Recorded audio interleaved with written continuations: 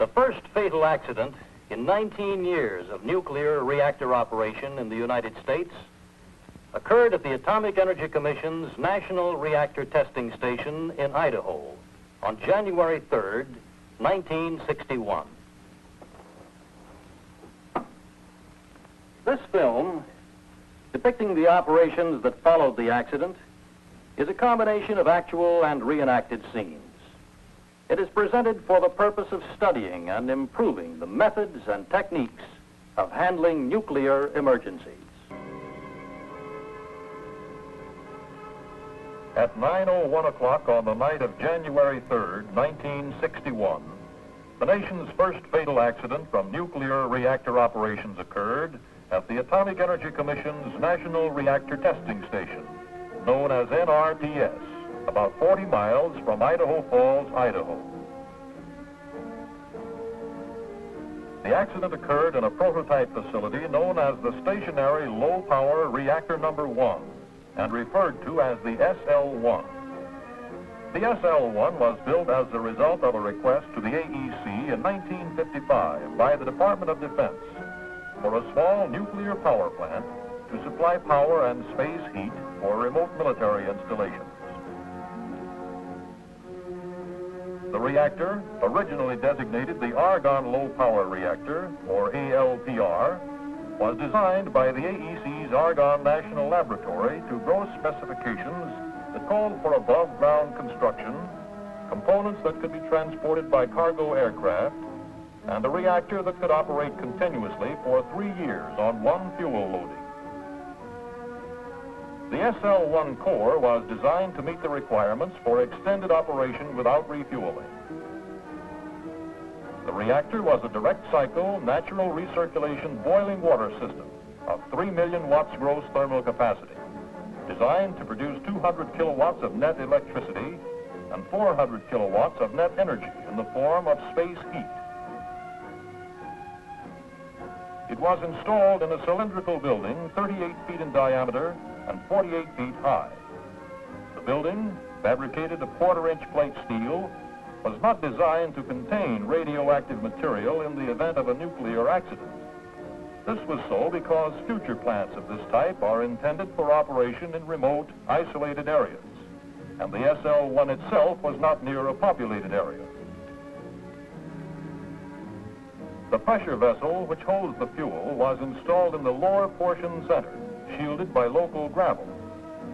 Most of the plant equipment was installed in the middle portion of the reactor building.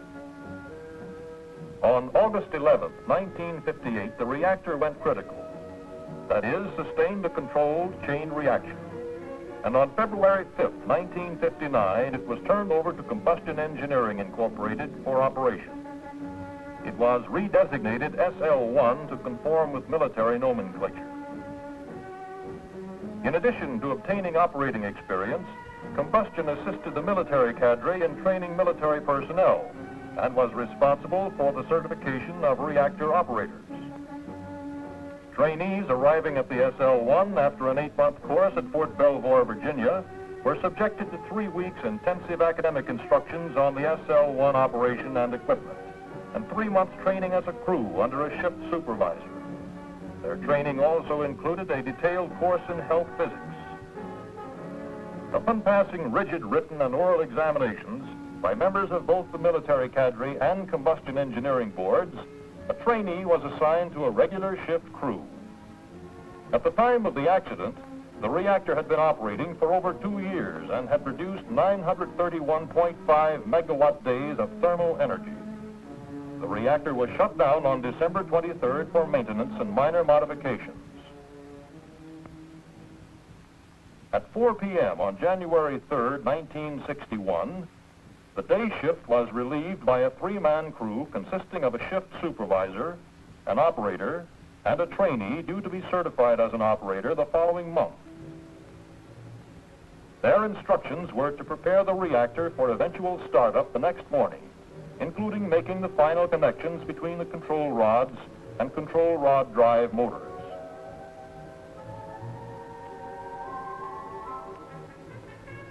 According to the log, during the first half of their shift, They had pumped the water down and were reassembling the control rods.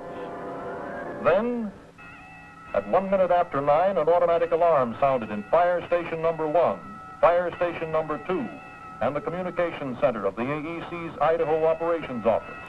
1 long and 2 short strokes indicated the trouble was at SL1.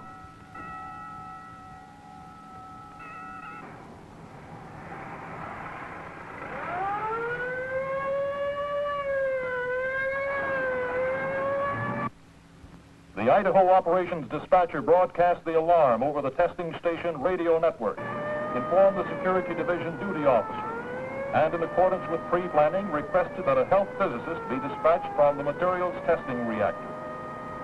In less than 10 minutes, the firemen arrived at the SL1 and found it seemingly deserted. The temperature was 17 degrees below zero. There was no sign of smoke or fire, but low-level radiation was detected. A telephone call to the SL1 control room brought no response. Both gates to the area were padlocked, as this was the means of perimeter security after hours. A security guard arrived within seconds to unlock the main gate, and the fire engine entered the SL1 area.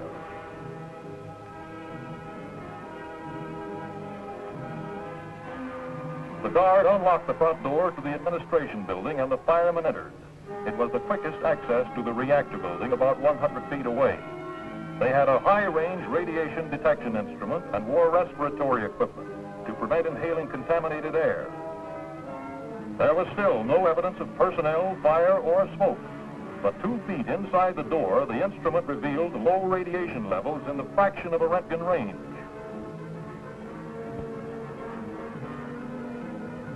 The fire engine was ordered out of the area to Fillmore Boulevard for standby duty.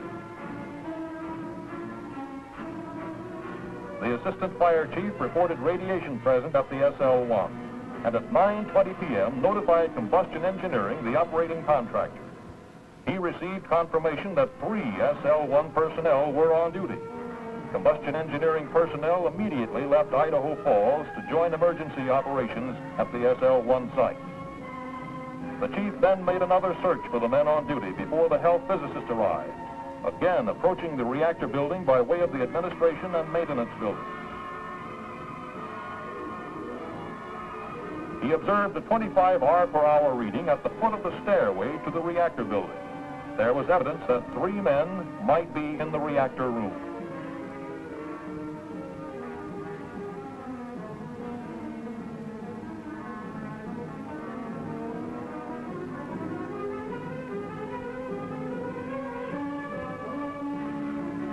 A request was made to NRTS facilities for additional high-range radiation detection instruments, health physicists, and protective clothing. A roadblock was quickly established at the junction of Highway 20 and Fillmore Boulevard for control purposes.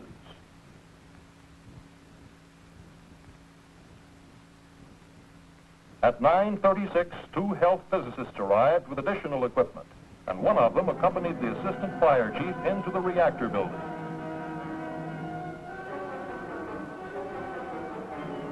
They hoped to locate the missing men quickly.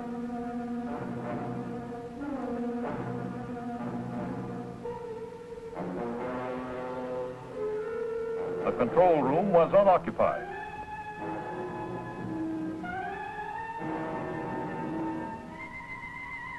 As they went up the stairway, the indicator swung past 200 R/hour, and they retreated hastily, but not before seeing some wreckage through the reactor operating room doorway.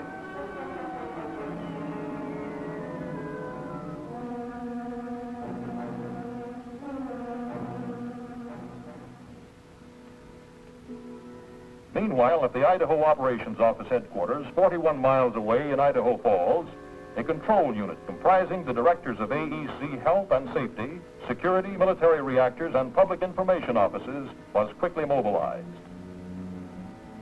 The SL1 accident was declared a Class 1 disaster and immediately broadcast over the NRTS radio network. The Idaho manager assumed responsibility for overall emergency plans and procedures.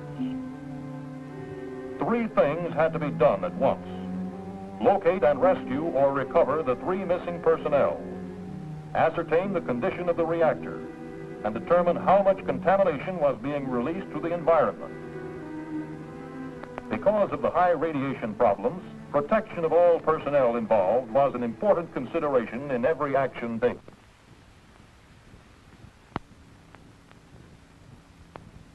In an effort to locate the duty personnel, 2 SL-1 plant supervisors of combustion engineering, one a health physicist and the other an operations man, elected to enter the reactor room. Acting quickly, they located 2 of the men, one still alive, then took dose measurements and returned to the area gate for help.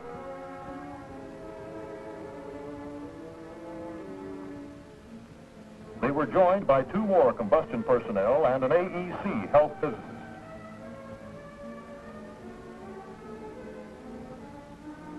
All 5 returned to the reactor room as a rescue team.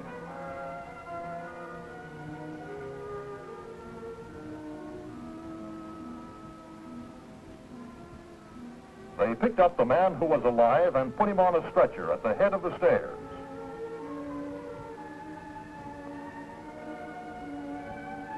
They saw that the second man was dead, and another 4-man team shortly afterward discovered the 3rd man lodged in the ceiling, also dead.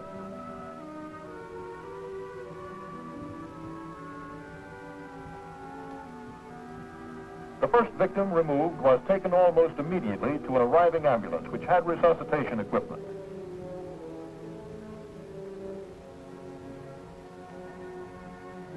A nurse administered oxygen to the casualty en route to the control point, where an AEC doctor pronounced him dead at 11:14 p.m.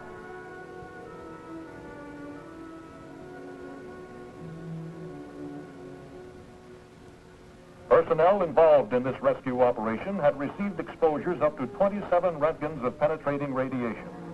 None showed any medical symptoms or required hospitalization. All involved in the rescue operations had to be decontaminated.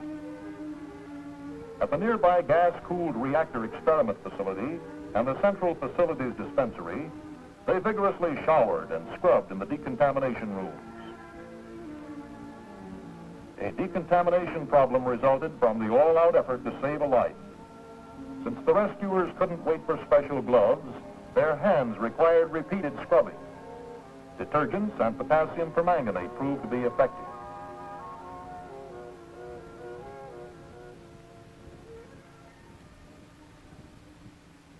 To monitor for airborne radioactivity, a chartered airplane was in the air at daybreak with an aerial survey analyzer.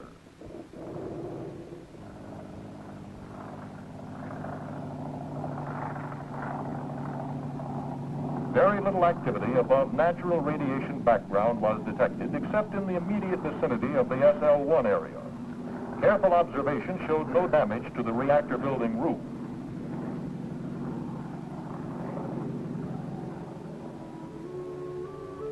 With all 3 crew members accounted for, there was now time for instituting further safety controls. Organization of recovery teams could proceed more deliberately.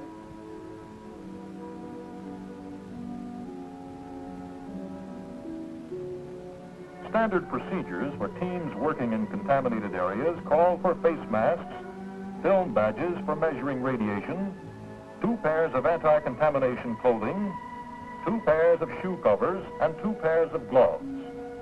All openings were taped to prevent seepage of contamination.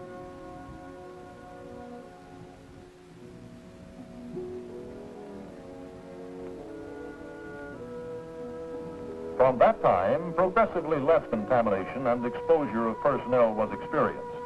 And by the end of the week, the standard operational exposure limit of 3 Roentgens per quarter of penetrating radiation per person was established. Teams were thoroughly briefed to minimize exposure time. 1 minute was set as the time limit in high radiation fields.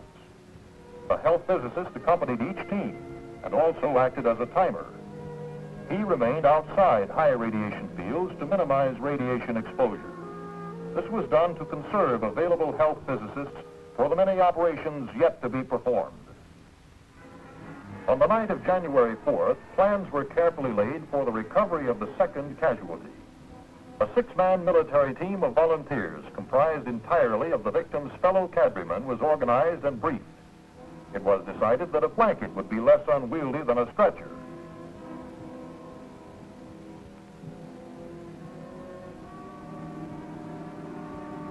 The team worked in two-man relays.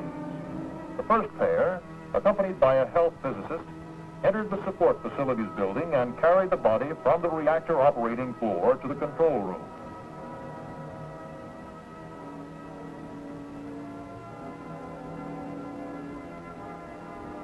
The second pair took over at the reactor control room to bring the victim outside,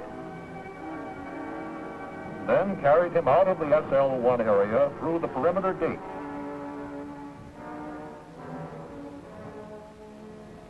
A health physicist measured the direct radiation exposure to the driver.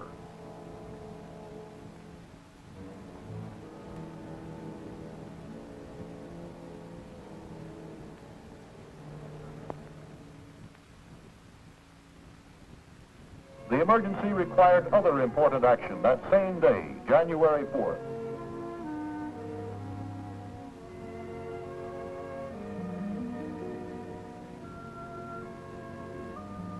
Two entries were made into the reactor building to recover the logbook and a neutron detector.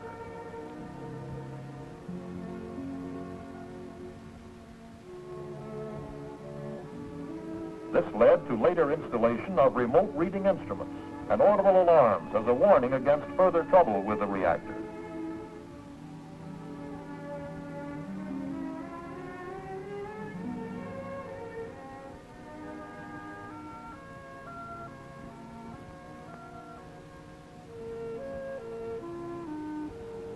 Also, the reactor building exterior had to be surveyed from the ground for evidence of damage.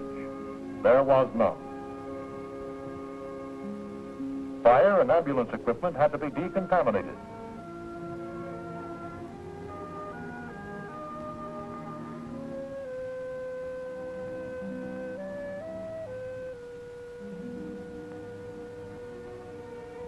The field command post, which was to serve for several weeks, had to be firmed up with additional trailers and power equipment.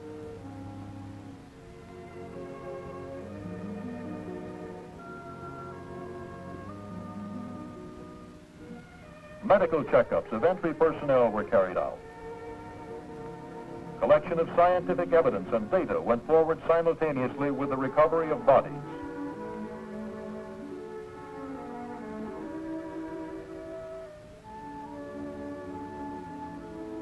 The first positive evidence as to the nature of the accident came from a nuclear accident dosimeter recovered from the reactor building. Activation of its gold foil into radioactive gold-198 tended to indicate that an uncontrolled chain reaction had taken place.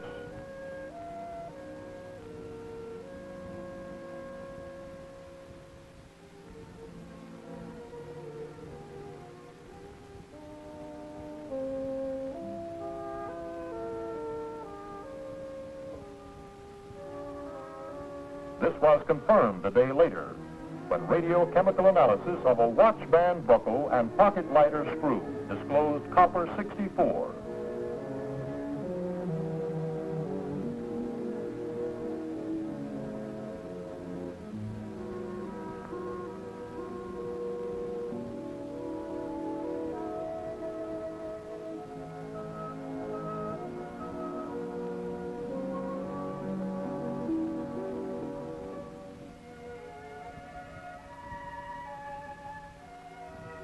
Only neutron capture could have transmuted naturally occurring gold-197 and copper 63 into radioactive gold-198 and copper 64.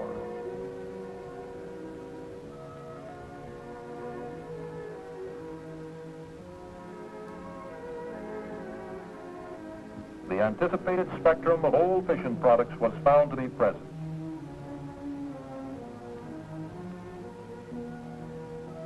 Also found were several isotopes of the uranium fuel. Iodine-131 found in sampling of air, soil, sagebrush, and animals collected near the SL-1 verified minimal release of activity from the reactor building.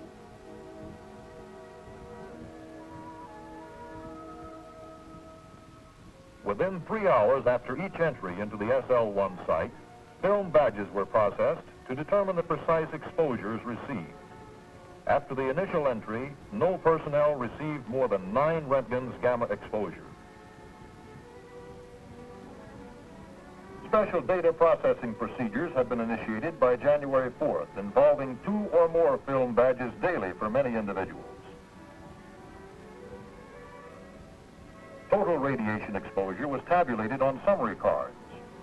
Reports were issued daily by name, date of exposure, and amounts of radiation chargeable to the SL1 incident. Later, a daily breakdown was issued according to radiation dose and summary of individual accumulated exposures. This information was used in scheduling assignments, planning operations, and in otherwise limiting the activities of individuals. The data also proved to be invaluable as a check on the accuracy and effectiveness of health physics controls. By the morning of January 5th, direct radiation checkpoints covering the entire SL1 area were being surveyed every 2 hours, and a survey grid was plotted to a radius of 2,000 feet. Calculations were made from readings of direct radiation from the reactor building. As of mid-January, direct radiation levels ranged from 0.002 Röntgens per hour at 2,000 feet to 1.1 Röntgens per hour at 100 feet from the reactor. In contrast, at the top of the reactor, the readings were approximately 1,000 Röntgens per hour. Film badges routinely placed at 1-mile intervals on Highway 20 read less than 10 milliröntgens, total dose for a 12-hour period beginning 5 hours before the accident occurred.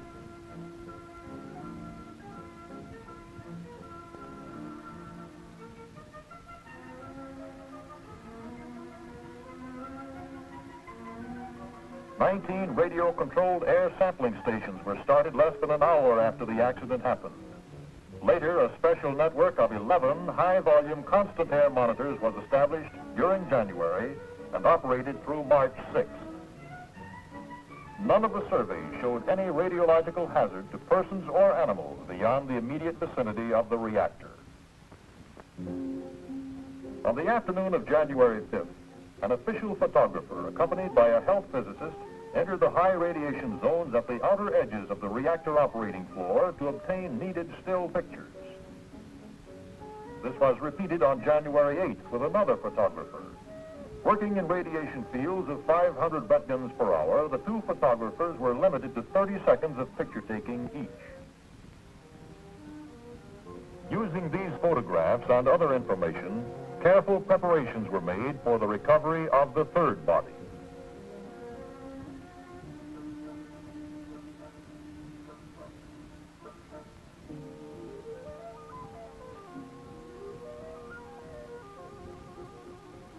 An Army Radiological Assistance Team from the Dugway Proving Grounds, Utah, offered to assist in the recovery effort for practical experience and training.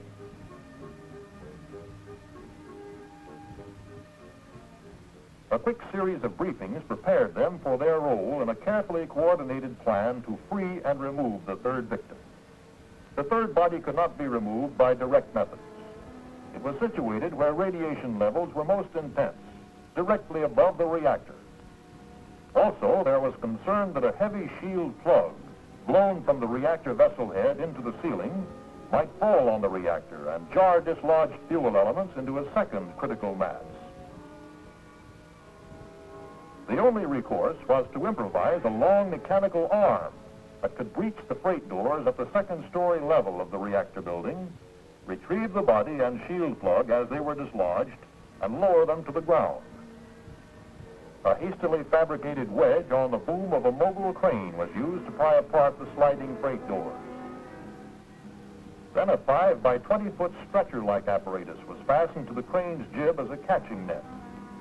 Specially designed and fabricated for this recovery operation, it was carefully maneuvered into the narrow space between the top of the reactor shielding blocks and the monorail of the overhead crane. Here, and during subsequent remote control operations, H.K. Ferguson Company, a construction contractor, rendered extensive support. Finally, 5 nights after the accident, 22 volunteers working in relays succeeded in removing the body from the reactor building. On the morning of January 9th, it was transferred from the stretcher to a cask and transported to a shielded facility for decontamination. Medical studies showed that 2 of the men were killed instantly, and the third died of multiple injuries received at the time of the accident.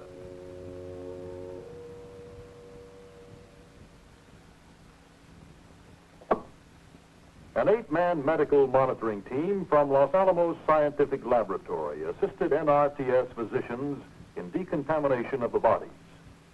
Gamma-emitting particles embedded by the explosion greatly complicated this work. Considerable success was achieved, however, by washing and scrubbing, including the use of detergents. The use of melting ice proved to be an effective automatic washing technique that minimized radiation exposure time for medical team members. The lining of standard metal caskets and vaults with lead sheeting resulted in final gamma readings at the outer surfaces of the vaults not exceeding 300 milliroentgens per hour generally. This was sufficiently low to permit shipment. On January 13th, the bodies were released to the Department of Defense, which then arranged for burial services in accordance with wishes of the families at private and national cemeteries. This completed phase 1 of the SL-1 operations.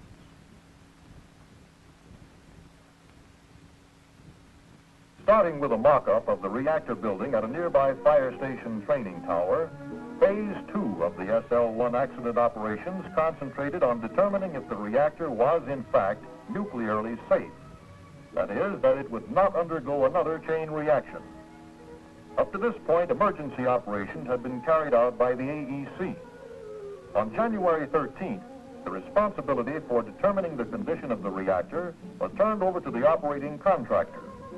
Proposals from Combustion Engineering were approved by IDO for remote control viewing of the reactor tophead and the interior of the reactor vessel, using both motion picture and television cameras on the end of a cherry picker crane. These remote-controlled operations made it possible to avoid further personnel entries for the next 5 months, or until June 2nd. The mock-up operations also made it possible to perfect techniques for placement and operation of cameras and probes. It was hoped that the pictures not only would affirm that a second nuclear excursion could not occur, but also disclosed what initiated the accident. After several days of rehearsal, the first entry into the reactor building was attempted.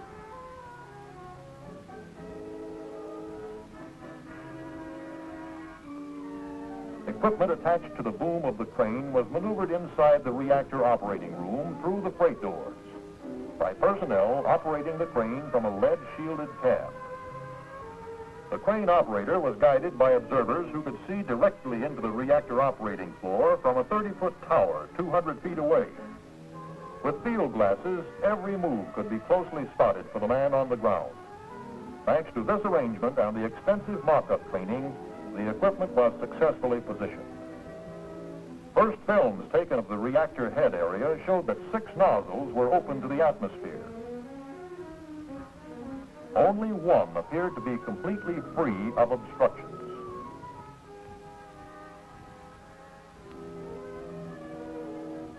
Films taken looking down through the nozzle openings revealed extensive damage to the visible part of the core and to the control rod shrouds. Control rod extensions still protruding up through the nozzles indicated that most of the control rod blades were still in the core region.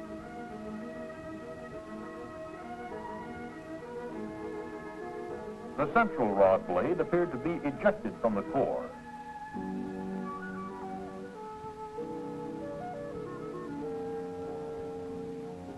Closed-circuit television cameras, specially fabricated for radiation resistance, also permitted remote-controlled observations. These were recorded on motion picture film in a canvas-enclosed truck.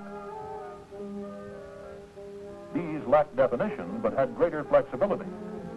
The operator could be instructed to hold on certain scenes or move more quickly to something else. The core appeared to be expanded radially, and at least one major hole appeared to be discernible. The center of the core was obscured from view. The tops of fuel elements were visible and appeared to be twisted, collapsed, and moved from their original position. All the control rod shrouds appeared to be partly collapsed. The outer shrouds were displaced toward the vessel wall. The central control shroud, number 9, appeared to have been partially ejected upward from the core. Other components appeared to be twisted, collapsed, and displaced. The films obtainable did not prove or disprove that the vessel might be cracked or otherwise damaged.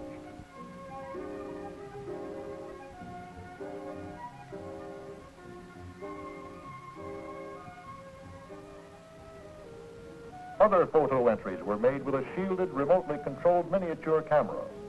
It produced still pictures that had to be greatly enlarged, but more completely defined the condition and damage to the core. Contrary to earlier interpretations, the films did not verify that there was water in the vessel. Subsequently, chemical probes containing potassium permanganate crystals confirmed assumptions that the vessel was dry at the time of the measurement. Official conclusions eventually confirmed earlier indications that the reactor was nuclearly safe as long as nothing was done to change its unmoderated condition. The air temperature above the reactor head was 47 degrees Fahrenheit. Inside the vessel, about 7 inches above the core, it was 90 degrees Fahrenheit. And at contact, presumably with debris on top of the core, it was 98 degrees Fahrenheit. First estimates of the radiation field in the reactor room were calculated to be approximately 1,000 R per hour. By late April, the radiation levels had decreased to the 200 R per hour range. Films from a pinhole camera spotted several locations and sources of high gamma radiation activity outside the reactor vessel, presumably from reactor components blown from the core by the force of the explosion. Calculations of the energy needed to cause the observed damage to the ceiling and the reactor indicate that the explosion was sufficient to create an internal pressure of at least 500 psi. From the presence of short-lived yttrium-91M, one of the daughters of strontium-91 found in clothing samples, the total fissions were estimated to be 1.5 times 10 to the 18th, or 1.5 billion fissions. These early calculations showed that the total energy released in the accident was at least 50 megawatt seconds. These levels are equivalent to the energy released by from 2 to 10 pounds of TNT.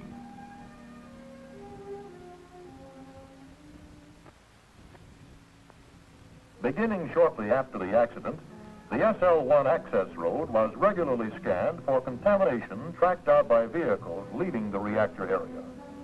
Radiological crews cleaned up the hotspots. Wherever possible, vacuum cleaners were used to remove radioactive and other particulate material to the burial ground. In some instances, the activity was leached into the permeable soil with water hoses.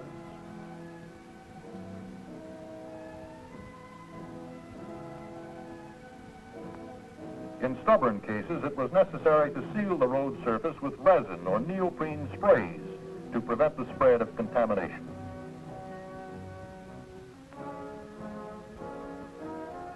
Some valuable lessons were learned early from the SL-1 experience.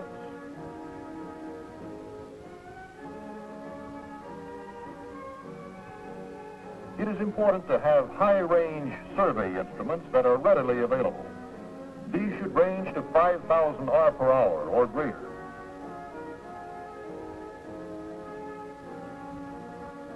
Special methods must be incorporated into pre-planning for handling highly contaminated and radioactive casualties.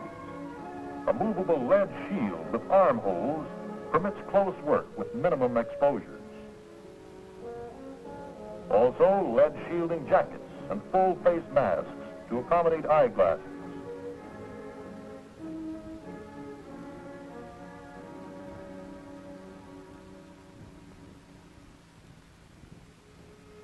planning for around-the-clock field operations also pays off. It must be assumed that hundreds of personnel capable of performing a variety of tasks may be needed. For example, photographers were an important requirement. It may be necessary to rely on extensive support from operating and construction contractors, from other AEC installations, and from military organizations. An urgent need for the conservation of health physicists may arise. In the SL-1 operations, more than 80 health physicists were used to advantage during the first week. These were supported by more than 130 other personnel during that time.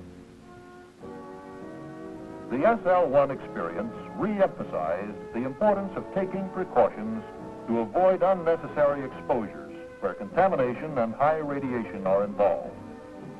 Although several hundred individuals participated, only 14 of the 100 persons active in the first 24 hours received radiation exposures of 5 or more Roentgens of gamma, and none more than 27 are. Subsequent medical checkups did not disclose any medical symptoms, and no one was hospitalized.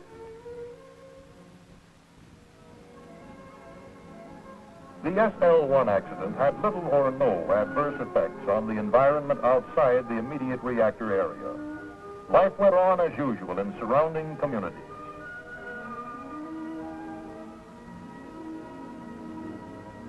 Repeated surveys and samplings of air, water, soil, vegetation, animals, and milk have revealed very little contamination above background levels.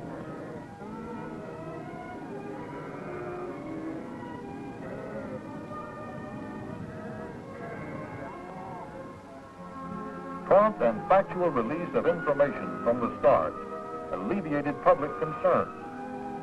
With little public excitement and no sensationalism, a certain recognition was gained of the fact that hazards in the nuclear field, as with those of any other industry, can be dealt with effectively.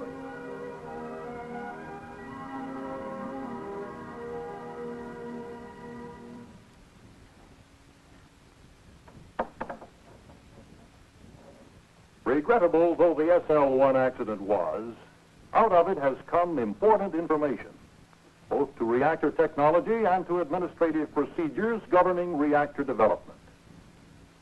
Since the SL-1 was not operating at the time of the accident, the Commission's safety program for shutdown maintenance has benefited from the resulting reevaluation.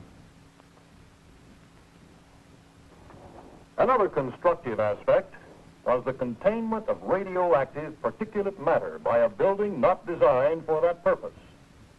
At no time was there any serious hazard to people and animals, even in the close vicinity of the SL-1 site. This film on phases 1 and 2 of the SL-1 recovery operations was completed as phase 3 sought to determine what destroyed the reactor. Under contract with General Electric Company's Idaho staff, the work of decontamination and taking the reactor apart piece by piece went forward. It was a tediously slow process, extending into the following year.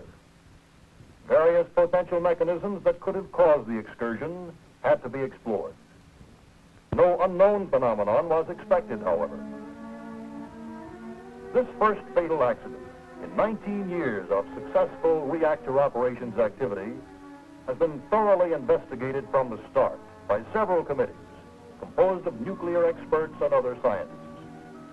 The investigation will not be complete until continuing studies bring a fuller understanding of what was involved and what can be learned for the advancement of reactor safety technology.